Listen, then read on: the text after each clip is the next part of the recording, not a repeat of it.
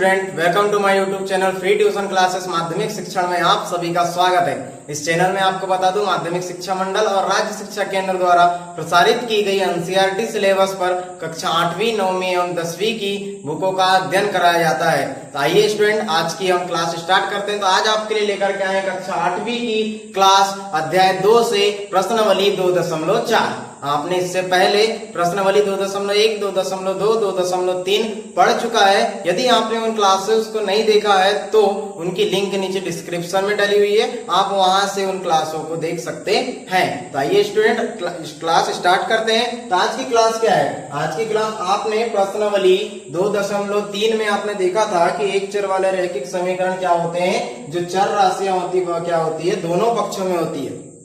जो चर राशियां होती है वह दोनों पक्षों में होती है और उसके बाद आप उन्हें हल करके उस समीकरण का हल निकालते हैं। वैसे ही आप यहाँ पर भी वही देखेंगे, लेकिन यहाँ पे थोड़ा सा डिफरेंट है। वहां क्या होता था प्रश्नावली 2.3 में आपको समीकरण दिए हुए होते थे, लेकिन यहाँ आपको समीकरण दिया हुआ नहीं है, आपको समीकरण बनाने हैं। जैसे आपने समीकरण बनाए थे प्रश्नावली 2.2 में, उसी तरह से। आइए उसका एक एग्जाम्पल देखते हैं कि उसका एक एग्जाम्पल क्या है। उसका एक एग्जांपल देखते हैं कि एक क्वेश्चन लेते हैं, हम एक क्वेश्चन लेते हैं कि अर्जुन की आयु श्रेया की आयु की 2 गुनी है। अर्जुन की जो आयु है वह श्रेया की आयु की 2 गुनी है। 5 वर्ष पहले श्रेया की आयु 5 वर्ष पहले श्रेया की आयु की 3 गुनी थी। 5 वर्ष पहले श्रेया की आयु की कितनी थी? 3 गुनी थी। तो उनकी क्या निकालना है? हमें वर्तमान आयु निकालना है। तो हम मान लेते हैं कि माना कि अब हम मानेंगे क्या? अर्जुन की आयु मानेंगे या फिर श्रेया की आयु मानेंगे? क्वेश्चन को आप फिर से पढ़िए, वहां पे आपको स्पष्ट हो जाएगा। वहां कहा गया है कि श्रेया की आयु का 2 गुना है, यानी जो श्रेया की आयु है उससे 2 गुना है। तो हमने माना कि श्रेया की आयु बराबर क्या है? x है। श्रेया की आयु कितनी है? x है। और जब श्रेया की आयु हमने x मान लिया है तो अर्जुन की आयु कितनी हो जाएगी? अब इससे कितनी है? 2 गुनी है। तो अर्जुन की आयु कितनी हो जाएगी? 2x। अर्जुन की आयु कितनी हो जाएगी? 2x। अब यहाँ पे और एक बात आ गई कि 5 वर्ष पहले, आपको पहले और बाद कैसे लगाना है बता देते हैं। जब भी आपको कभी कहा गया कि पहले यानी कि 0, तो 0 से पहले आप यहाँ ध्यान देंगे। कभी भी आपको क्या कह रहा है, किस संख्या से पहले कह रहा है उससे नहीं, लेकिन आप जब भी आपको क्वेश्चन में ये कहा जाए कि आपकी जो आयु थी वह 5 वर्ष पहले थी या फिर उसकी आयु 5 वर्ष के बाद, तो आप देखेंगे 0 से पहले क्या कौन सी संख्या आती है? सारी की सारी ऋणात्मक। और 0 के बाद कैसी संख्या आती है? धनात्मक। तो वैसे ही आपको जब भी पहले बोलेगा तो यहाँ पे क्या लगाना है? माइनस। यानी कि हमको क्या बोल रहा है? 5 वर्ष पहले, तो हम यहाँ क्या लगाएंगे? माइनस, यानी कि 2x - 5 x - 5। अब वैसे ही हम आगे बढ़ते हैं। क्वेश्चन में और एक चीज कहा गया है कि 5 वर्ष पहले उसकी आयु अर्जुन की 3 गुनी थी। उसकी जो आयु थी यानी श्रेया की आयु कितनी गुनी थी? 3 गुनी थी। तब हम इसे किस तरह से हल करेंगे? अब इसे एक समीकरण के रूप में लिख लेते हैं। 2x - 5 = 3x - 5। x - 5 3 गुनी थी तो हमने लगा दिया 3 गुनी। अब इसे आगे हल करेंगे तो 2x - 5 = 3x - 15। 2x - 5 = 3x - 15। अब क्या होगा? अब आप देखेंगे आपको चर राशियां दोनों पक्षों में मिल गई। जैसे आपने अभी प्रश्नावली, इससे पहले आपने प्रश्नावली 2.3 में किया था, वैसे ही अब आपको दोनों पक्षों में चर राशि मिल गई। तो आप इसका पक्षांतर कर लीजिए। 2x - 3x = -15 + 5। तब क्या होगा? आप देखेंगे यहाँ पे कि 2 में से 3 जाएगा। असमान चिन्ह वाली संख्या क्या होती है? घट जाती है। सामने कौन सी संख्या का चिन्ह लगता है? बड़ी संख्या के सामने का चिन्ह ऋण। और यहाँ पे क्या बचेगा? 3 में से 2 जाएंगे तो 1। अब ऐसे ही यहाँ पे भी फॉलो होगा तो यहाँ हो जाएगा -10 और ये माइनस से माइनस कैंसिल। तो x बराबर कितना आ गया? 10। x बराबर कितना आया? 10 आया। और जब x बराबर आप यहाँ 10 रखेंगे तो श्रेया की आयु कितनी हो जाएगी? 10 वर्ष। और अर्जुन की आयु कितनी हो जाएगी? 20 वर्ष हो जाएगी। कितनी हो जाएगी? 20 वर्ष हो जाएगी। इसी तरह से आई होप आपको ये एग्जाम्पल समझ में आया होगा। इसी तरह से हमको क्या करना है, प्रश्नावली के क्वेश्चन सॉल्व करने हैं। क्या करने हैं, प्रश्नावली के क्वेश्चन सॉल्व करने हैं। तो आइए अब स्टार्ट करते हैं प्रश्नावली के क्वेश्चंस। तो जो प्रश्नावली का पहला क्वेश्चन है वह क्या है, देखते हैं। प्रश्नावली का पहला क्वेश्चन है, अमीबा एक संख्या सोचती है। अमीबा एक संख्या सोचती है, वह इसमें से 5/2 घटाती है। कोई एक संख्या उसने सोची, उसमें से वह 5/2 को घटाई। फिर क्या करती है, 5/2 को घटाने पर जो भी उसको परिणाम मिलता है, जैसे आप किसी संख्या से किसी संख्या को घटाओगे तो आपको कुछ परिणाम मिलेगा। फिर उसमें क्या करती है, वह 8 से गुणा कर देती है। क्या करती है, 8 से गुणा कर देती है। तब उसके बाद जो परिणाम मिलता है वह सोची हुई संख्या का क्या होता है, 3 गुना होता है। तो ये जो सोची उसने संख्या, इसका कितना गुना हो जाएगा, ये 3 गुना हो जाएगा। कितने गुना हो जाएगा, 3 गुना हो जाएगा। तो आइए अब इसको एक फॉर्मेट के रूप में लिखते हैं। यहाँ लिखते हैं इसका सॉल्यूशन। सॉल्यूशन क्या लिखेंगे हमने, अब यहाँ पे कोई सोची हुई संख्या हमको सोचना है कि वह संख्या क्या होगी। तब क्या लिखेंगे हमें, माना कि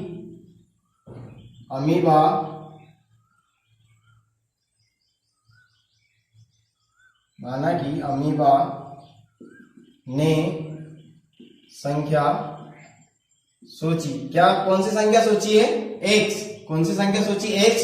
तब क्या है, आपने देखा है क्वेश्चन में कहा गया है कि x में से कितना घटा रही है वो, 5/2। तो अब एक हमारा समीकरण बनेगा x माइनस 5/2। और इस परिणाम को कैसे इंटू की उसने, 8 से गुणा करी। तो उसे कितना प्राप्त हुआ, जो सोची हुई संख्या है उसका 3 गुना। तो सोची हुई संख्या क्या है, x। तो x का 3 गुना कितना हो जाएगा, 3x। x का 3 गुना कितना हो जाएगा, 3x। तब हम इसे आगे अब हल कर सकते हैं। आप देखेंगे आपके पास एक कोष्टक लगा हुआ है। सबसे पहले आप कोष्टक को हल करेंगे। तो कोष्टक को हल करने के लिए क्या करेंगे, ये तक 5/2। तो सबसे पहले दोनों संख्या को आप घटा लीजिए। तो x में से 5/2 जाएंगे तो लघुत्तम लेंगे आप। तो लघुत्तम का लेते हैं, हरों का। तो यहाँ पे इसके हर में लिख लीजिए 1, और 1 और 2 का लघुत्तम कितना होगा, 2। 1 और 2 का लघुत्तम 2। उसके बाद यहाँ कितना बचा, 2 1 का 2, और यहाँ पे फिर 2 से आप ऊपर गुणा करेंगे तो कितना हो जाएगा, 2x माइनस 5। 2x minus 5। फिर इसका इंटू किए 8 से, is equal to 3x। Equal to कितना हो गया, 3x। उसके बाद आप देखेंगे यहाँ पर कितना बच गया, 2। ये हो गई हर वाली संख्या और ये हो गई अंश वाली संख्या। तो इससे आप इसको 3x गुणा के थ्रू ऐसे काट सकते हैं। तो ये हो गया 2 चौके 8। अब यहाँ कितना बच गया, 2x minus 5 into 4। 2x minus 5 into 4 equal to 3x। Equal to कितना बचा, 3x। फिर इस 4 का आप कोष्टक के अंदर गुणा करेंगे तो ये हो जाएगा 8x ऋण 20 बराबर 3x। 8x ऋण 20 बराबर 3x। अब आपके पास देखिए एक समीकरण बन गया। एक समीकरण क्या बन गया कि दोनों पक्षों में आपके पास क्या आ गई, चर राशि आ गई। तो जब आपके पास दोनों पक्षों में चर राशि आ गई, आपने प्रश्नावली 2.3 में पढ़ा है कि इसे कैसे हल करते हैं। तो अब जो चर राशियां हैं उन्हें बराबर के एक साइड करेंगे, और जो अचर राशि उन्हें बराबर के दूसरे साइड करेंगे। तो आइए इसका पक्षांतर करते हैं। तो 8x, अभी 3 का इधर पक्षांतर होगा तो माइनस 3x बराबर, ये माइनस 20 का दूसरी ओर पक्षांतर होगा तो कितना हो जाएगा, प्लस 20। तो अब आप इसे घटाएंगे तो यहाँ से 8 में से 3 गया तो कितना बचा, 5x बराबर ये 20। अब यहाँ कितना बच गया, गुणा वाली संख्या, इसका पक्षांतर होगा भाग में, यानी कि x बराबर 20/5। 5 चौके 20। तो x की वैल्यू कितनी आई, 4। तो x की वैल्यू कितनी आई, 4। तो जो अमीबा के द्वारा सोची हुई संख्या थी वह क्या थी, 4। और उसको जो घटाने और गुणा करने पर जो परिणाम मिलेगा 3 गुना, यानी 4 का 3 गुना कितना हो जाएगा, 12। 4 का 3 गुना कितना हो जाएगा, 12। तो आपने इस तरह से जो अमीबा के द्वारा सोची हुई संख्या थी वह निकाली। अब ऐसे ही आगे बढ़ते हैं क्वेश्चन नंबर 2 की ओर। ये था आपका क्वेश्चन नंबर पहला। अब आगे बढ़ते हैं क्वेश्चन नंबर 2 की ओर। तो क्वेश्चन नंबर 2 क्या है, क्वेश्चन नंबर 2 में आपको दिया हुआ है कि दो संख्या में, आपको दो संख्या दी हुई है। दो संख्या में पहली संख्या दूसरी संख्या की क्या है, 5 गुनी है। आपके पास दो संख्याएं हैं, उसमें जो पहली संख्या है वह दूसरी संख्या की कितनी है, 5 गुनी है। और प्रत्येक संख्या में यदि 21 जोड़ दिया जाए तो पहली संख्या दूसरी संख्या की 5 गुनी है, और यदि प्रत्येक संख्या में 21 जोड़ दिया जाए तो संख्या दूसरी की 2 गुनी हो जाती है। जो दूसरी संख्या उसकी कितनी हो जाती है, 2 गुनी हो जाती है। तब हमें क्या करना है, संख्या ज्ञात करना है। तो आप फिर से एक बार क्वेश्चन पढ़िए, उसमें आपको समझ में जाएगा कि आपको कौन सी संख्या माननी है। यहाँ देखिए कि आपको दो संख्या दी है, उसमें क्या पहली संख्या क्या है, दूसरी की 5 गुनी है। यानी जो पहली वाली जो संख्या है हमारे पास वह क्या है, दूसरी की 5 गुनी है। तो हमारे को सबसे पहले क्या करना पड़ेगा, दूसरी संख्या माननी होगी। सबसे पहले दूसरी संख्या मानना होगा। तो यहाँ लिखेंगे हम, माना कि दूसरी संख्या क्या है, x है। माना कि दूसरी संख्या x है, तो पहली कितनी हो जाएगी, पहली संख्या कितनी हो जाएगी, इसकी 5 गुनी है, तो ये कितनी हो जाएगी 5x। x की 5 गुनी कितनी हो जाएगी 5x। तब इसके आगे क्या कहा गया है कि इन दोनों संख्या में यदि 21 जोड़ते हैं तो यहाँ पे हो जाएगा x plus 21 equal to 5x plus 21। उसके बाद और कुछ कहा गया है कि यदि 21 जोड़ने पर जो पहली संख्या है यह दूसरी की 2 गुनी हो जाती है।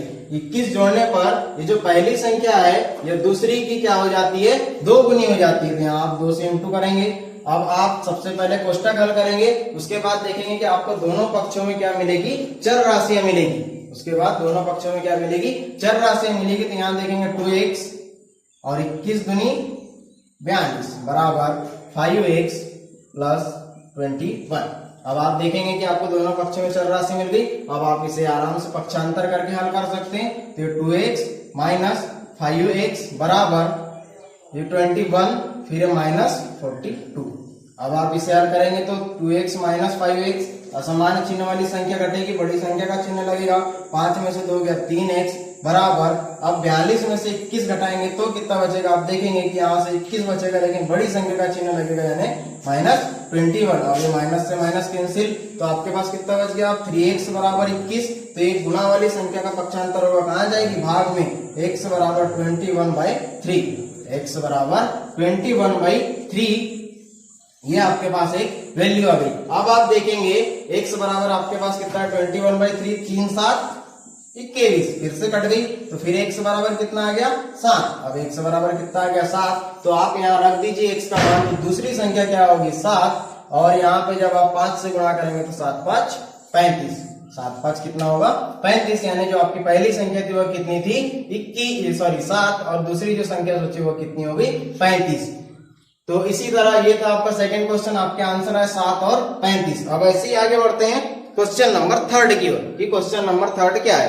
तो क्वेश्चन नंबर 3 है, 2 अंकों वाली दी गई एक संख्या, 2 अंकों की आपको कोई संख्या दी हुई है, जैसे कि 10 के ऊपर की कोई संख्या, जैसे कि 11 हो गया, 12 हो गया, 10, 21, 25, इस तरह से आपको कोई एक संख्या दी हुई है।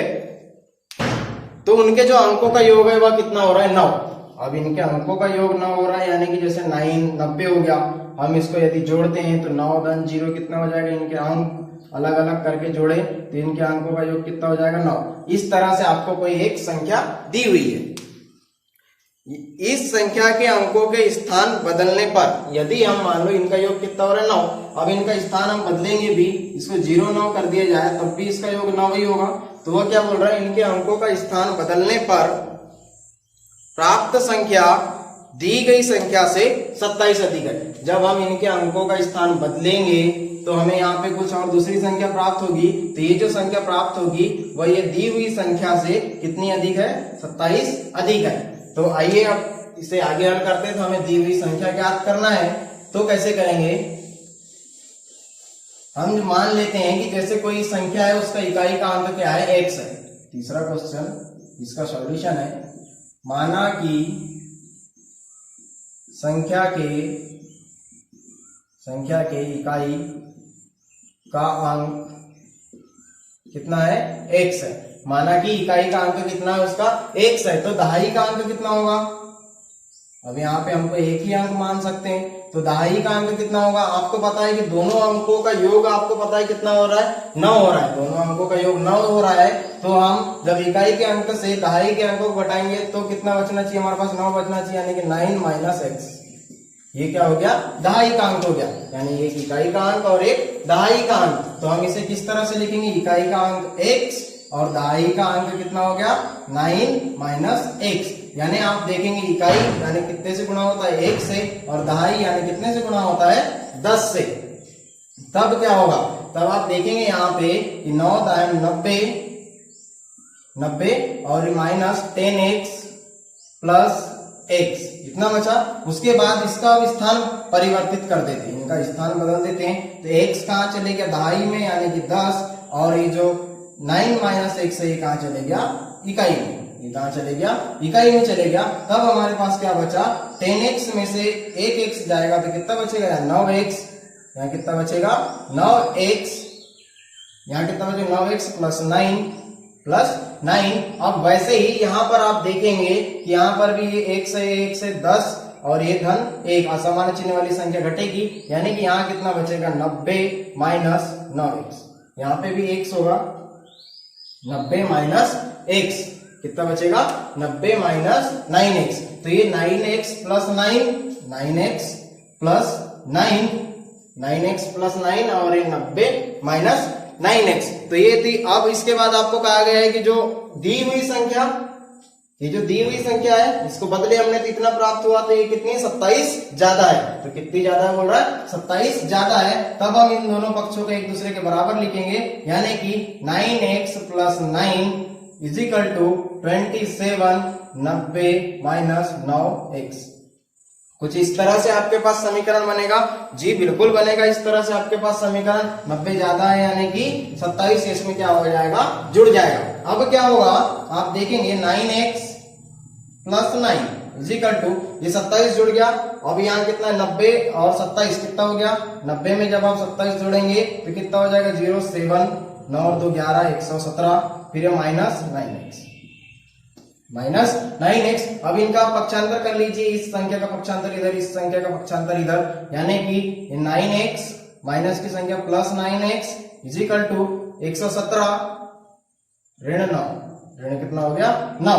तब क्या होगा 9 और 9 18 x बराबर, अब 117 में से 9 जाएंगे तो 17 में से 9 गए तो यहाँ पे कितना बच गया 8, और यहाँ पे कितना बचा 0, ये कितना हो गया 1, कितना हो गया 1 हो गया। कितना बच गया 108 बच गया, यानी कि 18x बराबर 108, 18x बराबर 108। यानी कि आप इसे हल करेंगे तो गुणा वाली संख्या का पक्षांतर होगा कहाँ भाग में, तो x बराबर 108 बटे 18, x बराबर 108 बटे 18। तब यहाँ कितना बचेगा आप देखेंगे, इसे आप सबसे पहले 2 से काटिए दोनों संख्या को, 2 पंचे 10 2 चौ 8 और 9 दूनी 18 और 9 चौ 54, 9 चौ 54, यानी कि x का मान कितना आ गया 4 आ गया। x का मान जब 4 आया तो जो इकाई का अंक को माना था इकाई का अंक, तो कितना हो जाएगा 4, और 9 में से 4 गए तो कितना बचा 5, कितना बचा 5, तो दहाई का अंक क्या हो गया 5 हो गया। यानी कि जो अंक थे हमारे ये 4 और 5, तो यानी कि ये हो जाएंगे इकाई का अंक 4 दहाई का अंक 5। तो हमारा जो आंसर क्या होगा 54 होगा। या फिर इनका जब अंक बदलेंगे ये कितना हो जाएगा, अब इनकी इकाई दहाई के इन अंकों को जब जोड़ेंगे तो ये 54, और जब इनको पलटाएंगे तो 45, और आप देख लीजिए 54 45 दोनों के अंकों का योग कितना होता है 9 होता है। तो ये था क्वेश्चन नंबर 3। अब ऐसे ही आगे बढ़ते हैं हम क्वेश्चन नंबर 4 की ओर, कि क्वेश्चन नंबर 4 क्या है। तो क्वेश्चन नंबर 4 है 2 अंकों वाली दी गई एक संख्या, 2 अंकों वाली दी गई एक संख्या, सेम इसके पहले वाले क्वेश्चन जैसे, 2 अंकों वाली दी गई एक संख्या, एक अंक दूसरे का 3 गुना है। एक अंक क्या है दूसरे अंक का क्या है 3 गुना है, एक अंक दूसरे का 3 गुना है। इनके अंकों के स्थान बदलकर, इनके जब अंकों है इनके जब स्थान बदल दिए जाएंगे, बदलकर प्राप्त संख्या दी गई संख्या में, प्राप्त संख्या को दी गई संख्या में जोड़ने पर हमें कितना प्राप्त होता है 88 प्राप्त होता है बोल रहा है। यानी हमारे पास फिर से 2 अंकों की कोई संख्या है, जो एक अंक है उससे एक अंक 3 गुना है, एक अंक कितना है 3 गुना है, और यदि इनके स्थान हम बदल देते हैं, इनका क्या करते हैं हम स्थान बदल देते हैं, तब हमारे पास क्या रह जाएगा, यहाँ यही बोला है कि यदि इनका स्थान बदलने पर जो प्राप्त संख्या है और दी गई संख्या, प्राप्त संख्या और दी गई संख्या इन दोनों को जोड़ेंगे तो हमें 88 प्राप्त होता है, ऐसा बोल रहा है। तो आइए देखते हैं हम इसे किस तरह से हल करेंगे। तो माना कि एक संख्या x है, एक संख्या x है तो दूसरी क्या हो जाएगी 3x हो जाएगी, तो दूसरी संख्या कितनी हो जाएगी 3x हो जाएगी। तब हमारे इकाई और दहाई का अंक बनाइए। अब आप तो जब हम इकाई का अंक बनाएंगे तो कितना हो जाएगा 3x प्लस x। तो जब और ये इकाई का अंक है यानी इसमें कितने से गुणा होगा 10 से गुणा होगा। अब इसका स्थान पलट दीजिए, आप इसका स्थान पलट दीजिए। अब इकाई का अंक x को माना था, आप किसको मानिए 3x को। तो यहाँ पे एक इकाई में कितना आ जाएगा 3x और दाई में कितना आ जाएगा ये 10x यानी सॉरी x। तो दाई है तो 10 लगेगा, इकाई है तो 1 लगेगा। अब बराबर कितना हो जाएगा देखेंगे, बराबर 10 तिया 30x प्लस x।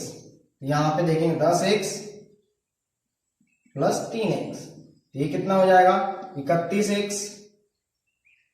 कितना हो जाएगा 31x और ये 10 और ये 3 कितना हो जाएगा 13x। कितना x हो जाएगा 13x। अब क्या कहा गया है उसने कि यदि दी हुई संख्या और प्राप्त संख्या इन दोनों को हम जोड़ेंगे तो हमें कितना प्राप्त होगा बोल रहा है 88 प्राप्त होता है बोल रहा है। तो अब ये हमारी दी हुई संख्या और ये हमारी प्राप्त संख्या, तो हम इन दोनों को जोड़ते हैं। प्रश्नानुसार 31x plus 13x is equal to 88। अब 31 और 13 को जोड़िए 44x इज इक्वल टू 88। गुणा वाली संख्या का पक्षांतर भाग में, गुणा वाली संख्या का पक्षांतर भाग में तो 2 बार। तो x बराबर कितना आया 2 आया। तो जब x बराबर 2 आया तो हमारे पास जो वैल्यू होगी ये 2 और ये 2 तिया 6, 2 और ये 2 तिया 6। क्वेश्चन नंबर 4 है 2 तिया 6। तो जो पहला अंक होगा वह कितना होगा, एक तो ये हो सकता है 62, यदि हम एक अंक इस तरह से तो 62, या फिर इसको पलटा दे तो 26 हो जाएगा। 62 और 26 और इन दोनों को आप जोड़ेंगे तो देखिए 88 आ रहा है। 6 और 2 8, 6 और 2 8, इनको हमने जोड़ा तो हमें कितना मिला 88 मिला। अब ऐसे ही हम आगे बढ़ेंगे क्वेश्चन नंबर 5 की ओर। स्टूडेंट ऐसे ही अब आगे बढ़ते हैं क्वेश्चन नंबर 5 की ओर कि क्वेश्चन नंबर 5 क्या है। क्वेश्चन नंबर 5 में आपको क्वेश्चन दिया हुआ है, क्वेश्चन है सोबो की माँ की आयु सोबो की आयु की 6 गुनी है। सोबो की माँ की आयु सोबो की आयु की कितनी गुनी है 6 गुनी है।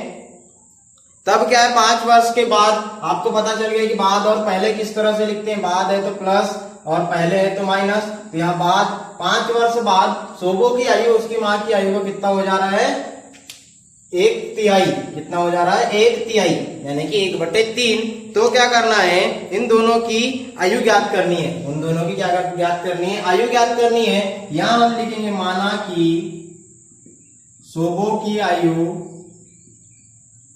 माना कि सोबो की आयु कितनी है x है और सोबो की आयु x है, तब माँ की आयु कितनी हो जाएगी इसकी 6 गुनी यानी कि 6x हो जाएगी। अब 5 वर्ष बाद, तो 5 वर्ष बाद यानी ये हो जाएगा x प्लस 5 और ये हो जाएगा 1/3 6x। इस तरह से होगा 5 वर्ष बाद की कहानी। तो अब इन दोनों को क्या करते हैं एक दूसरे के बराबर, तो x plus 5 is equal to 1/3 6x। तो ये 3 दूनी 6, तो ये हो गया x plus 5 is equal to कितना हो जाएगा x plus 5 is equal to 2x। कितना हो जाएगा 2x हो जाएगा। और जब ये 2x का इधर पक्षांतर होगा, इस 2x में इस x का पक्षांतर कीजिए तो x बराबर 2x माइनस x, तो 5 बराबर x। 5 बराबर कितना है, सॉरी x बराबर कितना आ जाएगा 5। तो x बराबर कितना आ गया 5। तब क्या होगा, x बराबर कितना आ गया 5 आ गया। तो हम x को यहाँ पे ऊपर रख देंगे, x को कहाँ रख देंगे ऊपर। जब इनकी हमने सोची हुई मान में रखेंगे तो x बराबर 5, तो सोबो की आयु कितनी हो जाएगी 5 वर्ष और ये 5 गुणित 6 बराबर 6 पंचे 30 वर्ष। उसकी माँ की आयु कितनी हो जाएगी 30 वर्ष हो जाएगी। कितनी हो जाएगी 30 वर्ष हो जाएगी। तो ये आपके आंसर। अब ऐसे ही हम आगे बढ़ेंगे क्वेश्चन नंबर 6 की ओर। कहाँ जाएंगे क्वेश्चन नंबर 6 की ओर। तो क्वेश्चन नंबर 6 क्या है, क्वेश्चन नंबर 6 में आपको दिया हुआ है कि माऊली गांव में एक तंग आयताकार भूखंड विद्यालय बनाने के लिए सुरक्षित है। यानी वहां पर किसी गांव में एक भूखंड आयताकार एक विद्यालय बनाया जा रहा है, एक विद्यालय बनाया जा रहा है। तब इस भूखंड की लंबाई और चौड़ाई, इस भूखंड की लंबाई और चौड़ाई 11:4 है। इसकी जो लंबाई है और चौड़ाई है वो कितनी है 11:4 है। तो गांव की पंचायत को इस तरह की बाढ़ कराने में 100 रुपए प्रति मीटर, कितना है 100 रुपए प्रति मीटर, यानी 1 मीटर का जो काम कर रहा है कितने में कर रहा है 100 रुपए में कर रहा है। की दर से काम कराने पर उसका जो व्यय कितना होता है 75,000 का। कितने का व्यय होता है? 75,000 रुपए का व्यय होता है। तब क्या करना है हमको? भूखंड की माप ज्ञात करनी है, यानी उसकी पूरी परिमाप ज्ञात हमको करना है कि उसका माप क्या होगा, उसकी लंबाई चौड़ाई हमको निकालने के बाद उसका परिमाप ज्ञात करना होगा। तो आइए देखते हैं कितना होगा, परिमाप कैसा है क्या है। तब हम क्या करते हैं, माना कि भूखंड की लंबाई व चौड़ाई क्या मान लेते हैं हम? यदि x मान ले तो उनके बीच में अनुपात है, कितना है? 11x और एक कितना है? 4x हो जाएगा। इनका जो अनुपात होगा वह क्या होगा? 11x अनुपात 4x होगा। अब प्रश्नानुसार प्रश्न में क्या कहता है? प्रश्न में कहता है कि 1 मीटर का काम कराने में कितने रुपए लग रहे हैं हमको? 100 रुपए। तो फिर हमको 1 मीटर का काम कराने में 100 रुपए लग रहे हैं, तो हमने कितने मीटर काम कराए होंगे? कुल व्यय कितना इसका? इतना है। तो हम क्या करेंगे? 75,000 में यदि हम 100 से भाग देंगे तो हमें क्या मिल जाएगा? कुल क्षेत्रफल मिल जाएगा। क्या मिल जाएगा? कुल क्षेत्रफल की कितने क्षेत्रफल में हमारा कार्य हुआ। इससे कैंसिल, इससे कैंसिल, तो कितना है? 750 मीटर। कितना है? 750 मीटर में हमारा क्या हुआ है? काम हुआ है। और हमको क्या ज्ञात करना है? इसकी माप ज्ञात करना है। तो हम इसकी माप दो रूप में ज्ञात कर सकते हैं। एक तो आयत का क्षेत्रफल ले लीजिए, लंबाई गुणित चौड़ाई, या फिर परिमाप ले लीजिए। परिमाप क्या होता है? 2 गुणित लंबाई धन चौड़ाई। इन दोनों में से आप किसी भी कंडीशन को अप्लाई करेंगे, उसके बराबर में आपको 750 रखना है। तो आइए हम परिमाप से करते हैं। इसका परिमाप कितना हो गया? परिमाप बराबर, किसी भी आयत का परिमाप बराबर क्या होता है? 2 गुणित लंबाई धन चौड़ाई। कितना होता है? 2 गुणित लंबाई धन चौड़ाई। तब क्या होगा? परिमाप हमारे पास कितना निकला? कितने एरिया में काम हुआ है? एक एरिया में काम करने के लिए 1 स्क्वायर फीट के लिए कितने रुपए ले रहा है? 1 प्रति मीटर के लिए 100 रुपए। और हमारे को कुल कितने रुपए लगे हुए हैं? 75,000। तो इसमें 100 से हमने भाग दिए तो कुल कितना मीटर निकल के आ गया? 750 मीटर। तब क्या होगा? ये 2 इंटू इसकी लंबाई, आप लंबाई और चौड़ाई में अनुपात दिया हुआ है, तो 11x धन 4x। तब क्या होगा? 11 और 4 15x। अब क्या हो गया? ये कितना हो गया? 15x। तो 2 गुणित 15x 750, फिर 750 बराबर 15 दूनी 30x। 15 दूनी कितना हो जाएगा? 30x। तब हमको इससे x की वैल्यू प्राप्त हो सकती है। हमको इससे x की वैल्यू प्राप्त होगी। तो जब यहां से x की वैल्यू हम प्राप्त करेंगे तो x बराबर कितना हो जाएगा? गुणा वाली संख्या है, इसका पक्षांतर होगा भाग में। तो 750 बटे 30, ये 0 से 0 कैंसिल, 25 दिया 75। तो x बराबर कितना आ गया? 25। x बराबर कितना आ गया? 25 आ गया। तो x बराबर 25 अब यहाँ रख दीजिए, तो आपकी जो लंबाई है वह कितनी मिल जाएगी? 11 गुणित 25।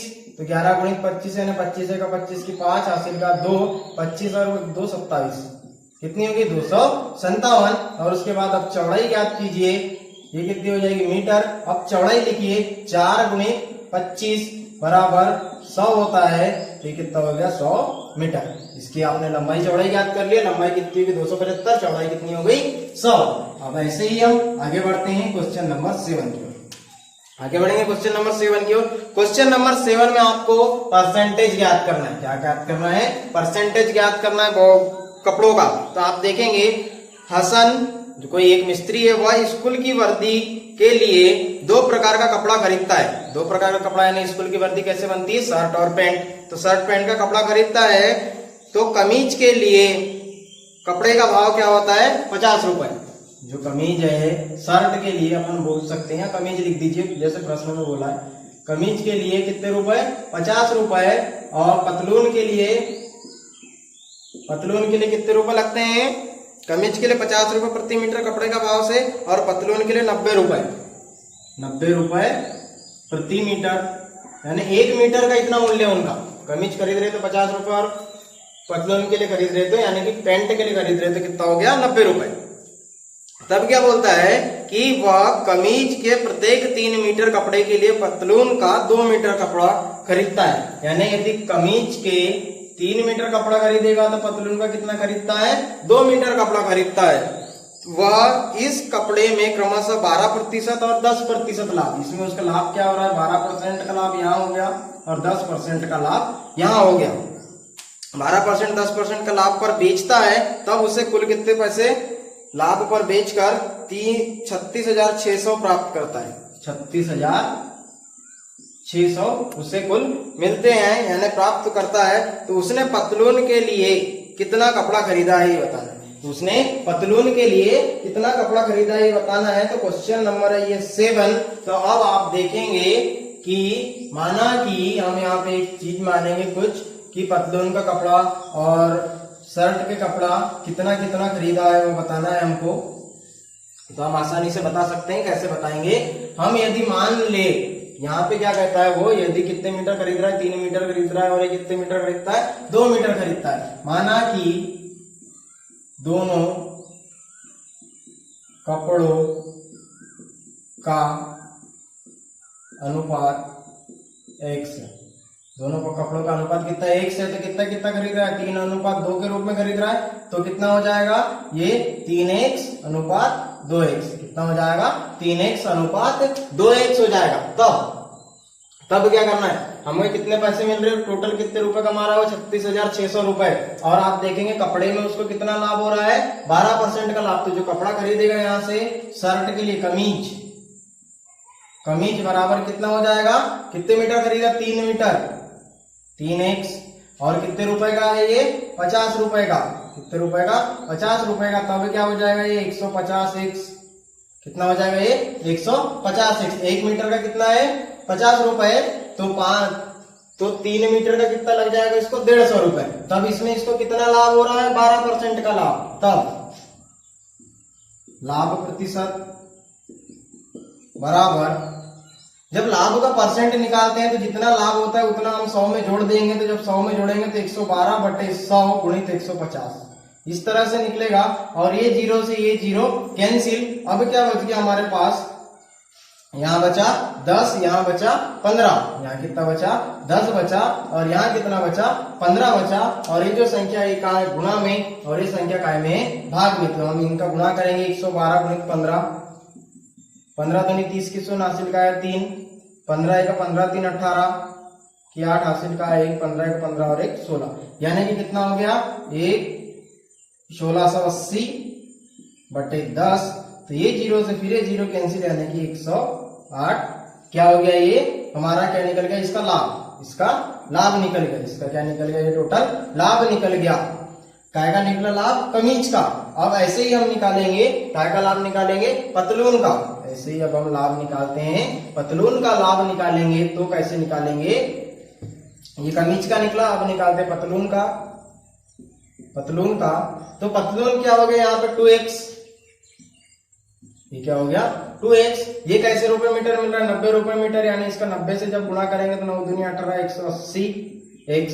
अब इसमें कितना लाभ हो रहा है? उसको कितना लाभ हो रहा है? 10% का। तब लाभ प्रतिशत बराबर कितना हो जाएगा? 10% लाभ यानी 110 और 100 गुणित 180।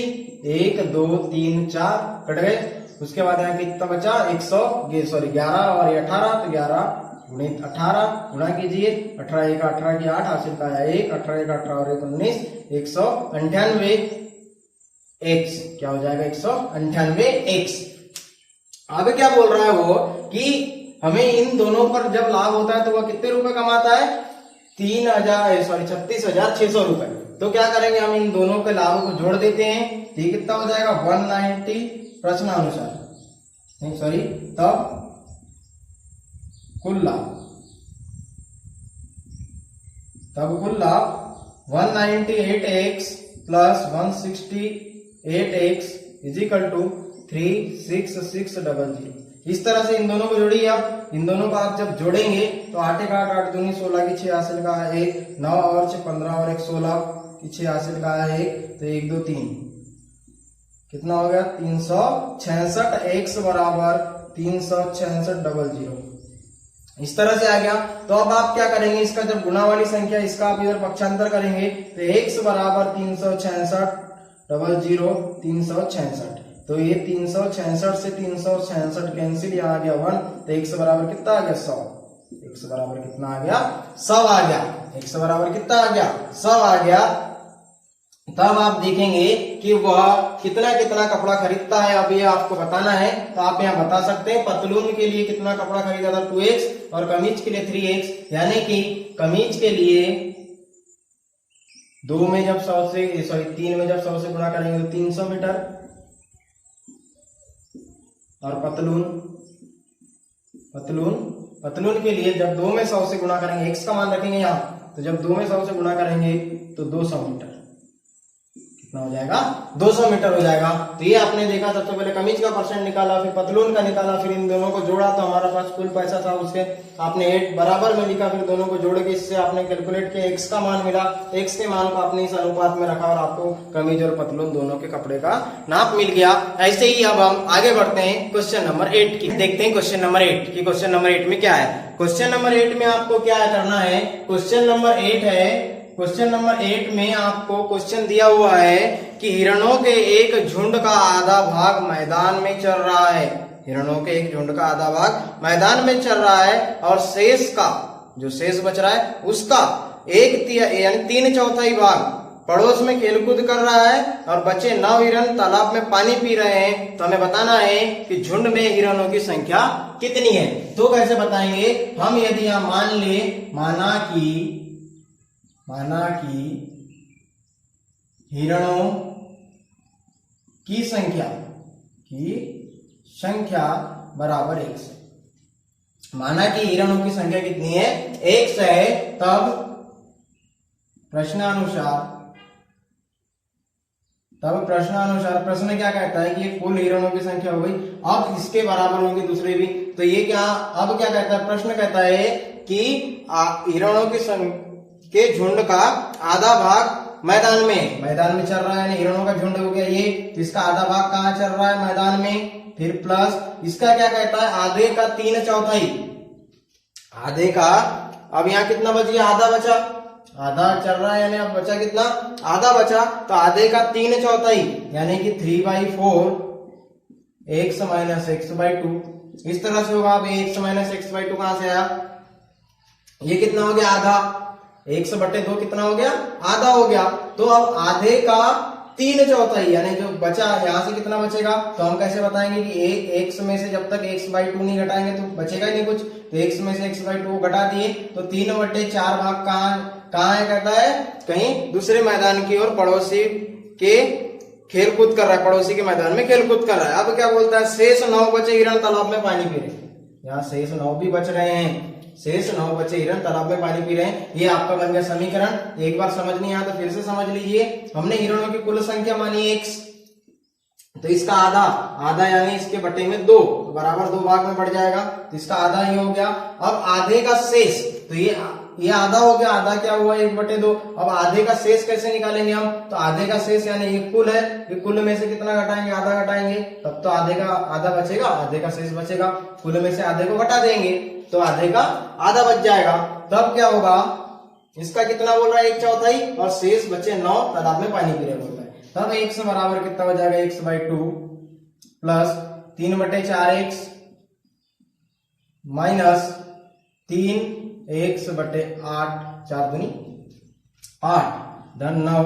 अब आप इनको घटाइए, ये तीनों की तीनों पूरी संख्या को एक साथ जोड़ सकते हैं जी, बिल्कुल जोड़िए। इसका लघुत्तम होगा 8, ये हो गया 8, 4 2 चौके 8, 4x, 4 दूनी 8, 3 दूनी 6x, ऋण 8 का 8, 3x और 9 8 72।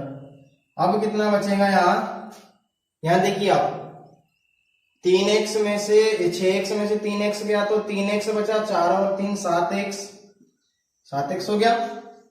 उसके बाद धन 72 बराबर बटे 8, ये हो गया x, ये हो गया x। अब ये भाग वाली संख्या के इधर पक्षांतर होगा, कहां जाएगी, गुणा में, तो कितना हो जाएगा ये 8x बराबर 7x प्लस 72। ये बन गया आपका आप समीकरण, जिसके दोनों पक्षों में क्या है, चर राशियां हैं, जिसके दोनों पक्षों में चर राशि है। अब इसके इधर पक्षांतर कीजिए, 8x - 7x = 72 हो गया। अब इसके बाद आप फिर से इसको घटाइए, x बराबर 72, 8 में से 7 गए तो x बराबर कितना हो गया, 72 हो गया। यानी कि हमारे जो कुल हिरणों की संख्या थी वो कितनी थी, 72 थी। कुल हिरणों की संख्या निकालना था हमको कि झुंड में कुल कितने हिरण हैं, उनकी हमको संख्या बताना था। तो x का हमने मान ली थी हिरणों की संख्या कितनी है, x है, तो x बराबर 72, तो हिरणों की संख्या कितनी हो जाएगी अब,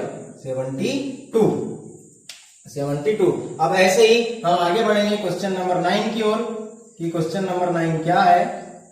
क्वेश्चन नंबर 9 है, आप क्वेश्चन को देखिए, दादाजी की आयु अपनी पौत्री की आयु की 10 गुनी है। दादाजी की आयु पुत्री की आयु की ये 10 गुनी है। यदि ये 100 होती है तो कितनी हो जाएगी, 10x हो जाएगी, 10 गुनी है। उनकी आयु पुत्री की आयु से 54 वर्ष अधिक है। इसकी जो आयु है, जो पुत्री की आयु से 44 वर्ष अधिक है। तब हमको बताना है कि उन दोनों की आयु ज्ञात करना है। इन दोनों की क्या ज्ञात करना है, अब आयु ज्ञात करना है। तो कैसे ज्ञात करेंगे, आइए देखते हैं हम कैसे ज्ञात करेंगे। हम मान लेते हैं कि पौत्री की आयु यानी पुत्री की आयु, माना कि पुत्री की आयु कितनी है, x है, तो दादाजी की आयु कितनी हो जाएगी, दादाजी की आयु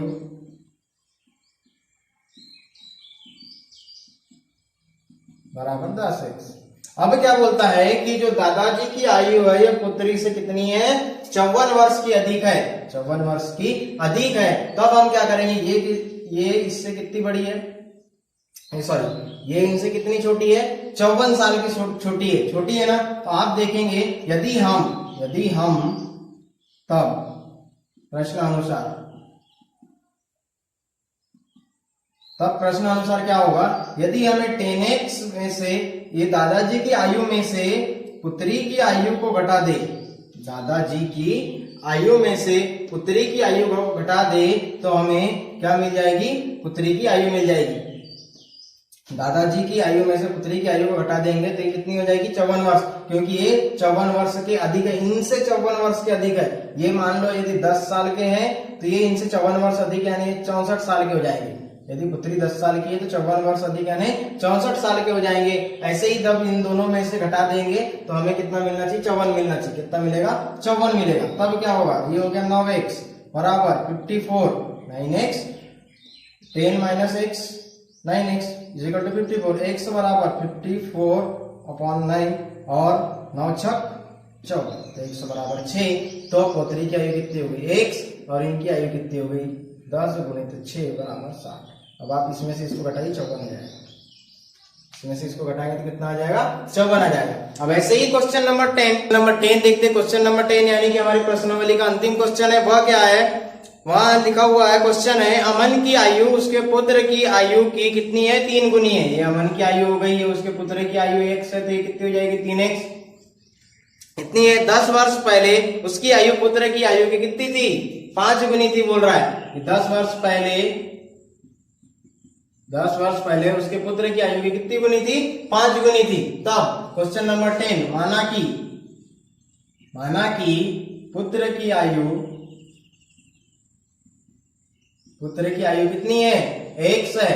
तब अमन की आयु क्या हो जाएगी, 3x हो जाएगी। और 10 वर्ष पहले यानी x - 10 और ये 3x - 10 हो जाएगा।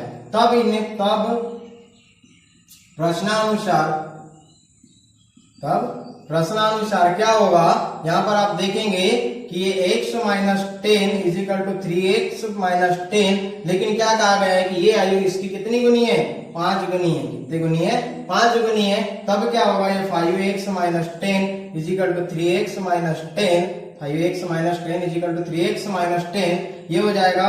तो जब ये संख्या इधर पक्षांतर होगी और ये संख्या इधर पक्षांतर होगी तो क्या होगा, आप देखेंगे, सॉरी यहाँ पे आया 5 दाएं 50, कितना आएगा, 5 दाएं 50 आएगा।